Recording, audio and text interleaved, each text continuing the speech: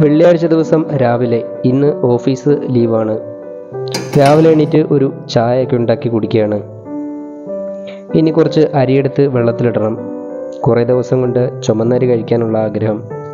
അങ്ങനെ അരിയൊക്കെ വെള്ളത്തിലിട്ടു. ചായ കുടിക്കാൻ വേണ്ടി ഹാളിലേക്ക്.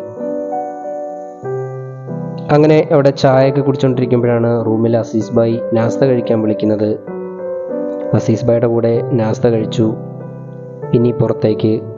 ഇന്നലെ കഴുകിയിട്ടിരുന്ന തുണിയൊക്കെ എടുക്കണം. അങ്ങനെ തുണിയൊക്കെ എടുക്കുന്ന സമയത്താണ് പോക്കറ്റിൽ എന്തോ തടയുന്നതായിട്ട് കണ്ടത്. അത് വേറൊന്നുമല്ലായിരുന്നു, ഇന്നലെ പൈസയും കൂടെ ഇട്ടിട്ട് അലക്കി കളഞ്ഞു.